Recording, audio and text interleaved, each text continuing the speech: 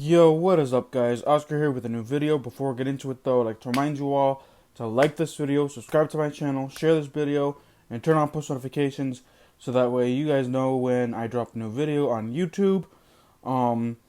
So let's get into the video, and I do want to let you guys know that this is going to be my Washington football team versus Dallas Cowboys keys to the game, and then I'll give you my score prediction at the end. I do want to let you know that I will be going live also on my channel with Jason Alamio later today, and we will get his opinions on his thoughts on what Dallas is going to do and how they've been doing the last couple of weeks. But stay tuned for that. That'll happen later today. So drop comments in that video as well. So, let's get into this one. So, keys to the game for Washington versus Dallas, tomorrow's matchup for the Thanksgiving game. And, it's pretty simple. Offensively, gotta get to another fast start. Granted, Washington, didn't get as a fast start as maybe fans and I wanted against the Cincinnati Bengals, but this is key because Dallas's offense is still good. They're finally coming together. They've been able to give teams like the Steelers, the Vikings, problems with going up and down the field. So our offense really needs to get to a fast start. None of this punting, and not converting third downs on first drives. We got to get going offensively. Next key, feed key players, feed Antonio Gibson, feed J.D. McKissick, Terry McLaurin, Cam Sims. Get your playmakers involved, because if you don't, then get them the ball often and early, because Alex Smith, if you fall behind, if we don't have a fast start, then Alex Smith is going to be forced to be throwing it deep downfield. He's normally a check down guy, so we need to get our key players, involved. Can't stress that enough. Offensive line, the offensive line surprisingly played well, and this is that they were missing. They had David Sharp at right tackle and Morgan Moses at left tackle. So it was surprisingly, good enough for Alex Smith. Now, we're dealing with Dallas's defense, which is a little bit tougher. They got Aldon Smith, Jalen Smith, Leighton Vander Esch. Those are, top players in the NFL for the Dallas defense. So, we gotta, the offensive line needs to play well enough for Alex Smith to have time to feed the key players. Next key, defensively. So let's talk about defense. Get to Andy Dalton. We were, last matchup, the defense were able to get to Andy Dalton. Yes, the offensive line for the Cowboys looks better,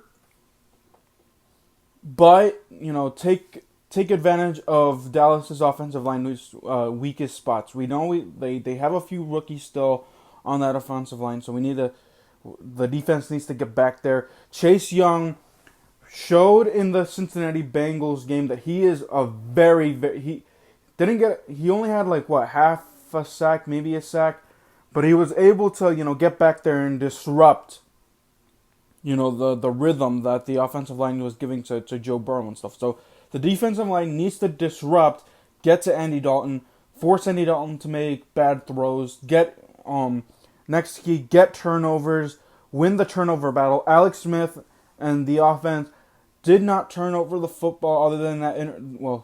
Alex Smith had that one interception. But Washington won the turnover battle against Cincy 2-1. Washington needs to win the turnover battle to win here. So that's keys right there. Those keys go hand in hand. Win the turnover battle.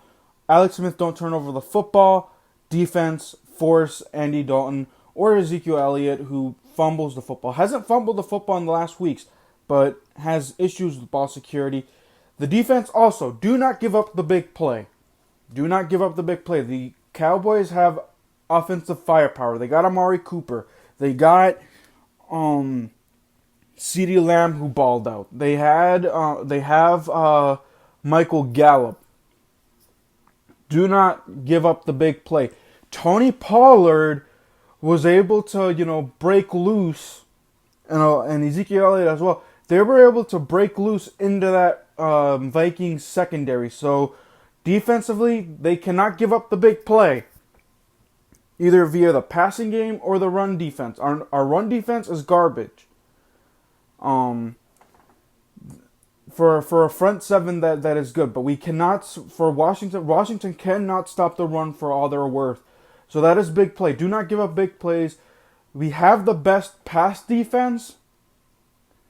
We're the number 1 ranked, so use that to your advantage. Kendall Fuller, I expect another turnover for Kendall Fuller. I think he hasn't had a turnover in the last 4 or 5 games, but he has 4 interceptions this year. So Kendall Fuller shut down the passing game.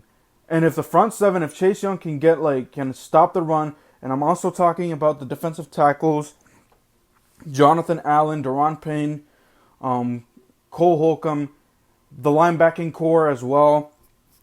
Stop the run. Cole Holcomb, you had a big game against Dallas last time. Can you do it 2 times in a row? So, yeah, that is another key. Special teams. Oh boy. Dustin Hopkins, make the kicks you're supposed to make. That's all I'm going to say. Make the kicks that you are supposed to make. Granted, Washington was up 2 scores when Dustin Hopkins missed a field goal, but still, he needs to learn to make, Dustin Hopkins has been trashed this year. Everyone has been saying, get rid of him. What is the loyalty for Dustin Hopkins? We don't know. Ron Rivera is saying, we'll bring in competition, but he doesn't end up doing it. I'm sick and tired of seeing Dustin Hopkins miss field goals every game. So make the kicks that you're supposed to make, and we should be fine. And also the special team, at least against the Bengals, they did not give up a big kick return or punt return, but we saw what CeeDee Lamb did against the Vikings. CeeDee Lamb was able to give Dallas good field position, so that cannot happen again. We did that also. Washington also allowed Tony Pollard to get a good return on Washington that set up that field goal, so that cannot happen. Special teams unit, please do your job. I don't know. There's injury reports. I know that there were walkthroughs. DeSazier Everett most likely out for this game yet again with that ankle injury. So it's looking like Troy Apke is starting. Yay. Trashke got burned on a couple of things. Dropped an interception. Pissed people off. If he plays trash again on Thursday, that's where Washington's missing key players like DeSazier Everett on free safety and stuff like that. So I'm preparing for Troy Apke to give up a big play some way or another. But anyways, I'll talk more about I'll definitely talk more in depth about the defense in my video with Jason. So please watch that so you can get my full our full honest reviews on the teams heading into tomorrow's matchup. So those are the keys to the game. All right, so Washington won in Washington. Washington has a tough time winning back-to-back against Dallas. I don't think the last time Washington swept Dallas was back in 2012. And yes, that was another Thanksgiving game. But Washington, ever since then, has lost to Dallas twice on Thanksgiving with Kirk Cousins and Colt McCoy as quarterback. So I don't think Washington is going to escape this time with another victory. Dallas wins this. It's going to be a high-scoring game. The defense, even though Dallas is better, they gave up 28 points to the Minnesota Vikings. So I say final score is going to be 27-24 Dallas. 27-24 Dallas. Dallas wins in Dallas. You know, Thanksgiving. They always seem to beat Washington on Thanksgiving. So Dallas wins this one. Washington drops to 3-8. Dallas wins to 4-7. But you know, at this point, I think that Washington should just give up trying to look at the division.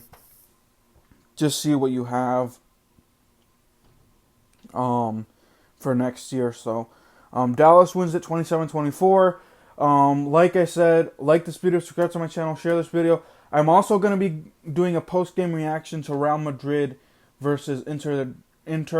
That is going to be dropping later this afternoon, like around 5 p.m. So look out for that, and I will see you guys next time. Peace.